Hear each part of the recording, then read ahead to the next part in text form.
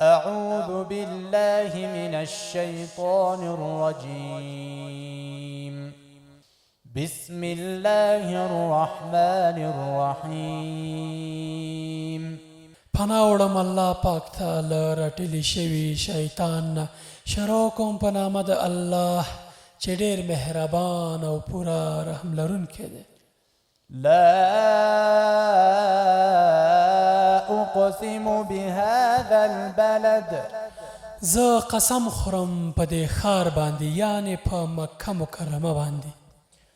وأنت حل بهذا البلد په داسې حال کې چې ای پیغمبره په دې ښار کې ته حلال هستوګن او بې قیده ګرځول شوی یې. ووالد وما ولد او قسم خورم پر پلار او له هغه په پیدا شوي باندې.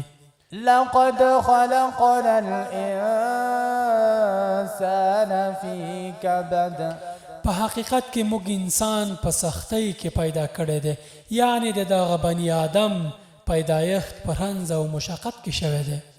أيحسب أن لن يقدر عليه أحد آیا هغه دا انګیري چې پر هغه باندې له سره هیڅوک برلاسه کیدای نشي؟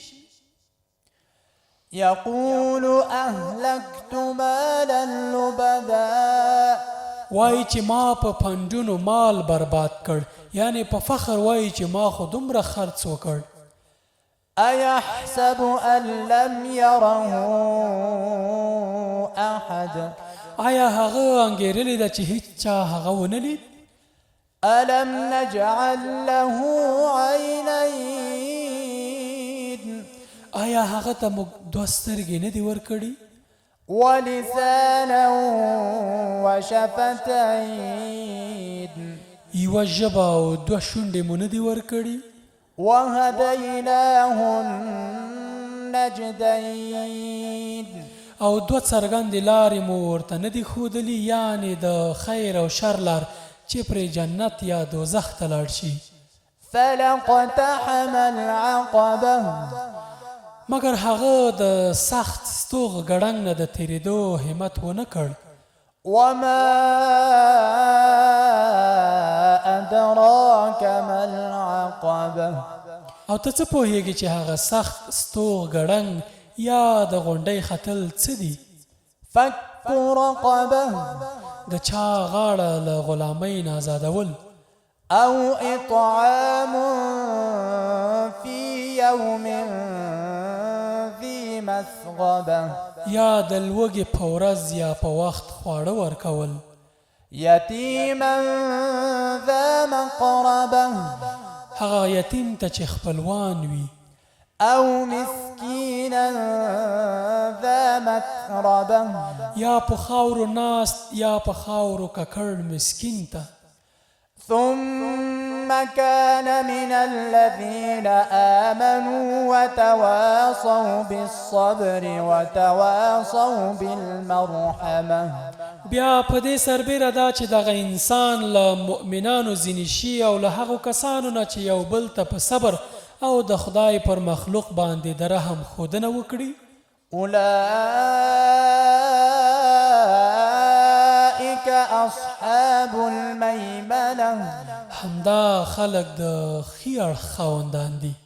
والذين كفروا بآياتنا هم أصحاب المشأمة او هغوی چې زموږ له آیتونو انکار کړی دوی د کیڼ اړخ خاوندان دي. عليهم نار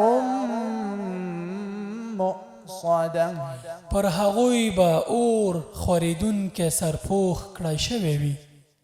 صدق الله العظيم.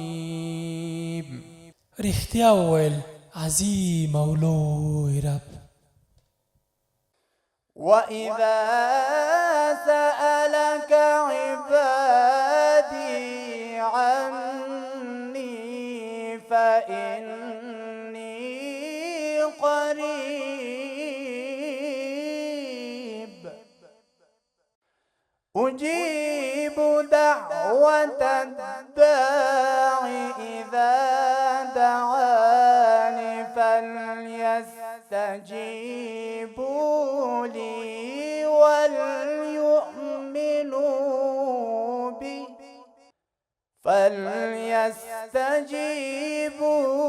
لي وليؤمنوا بي لعلهم يرشدون.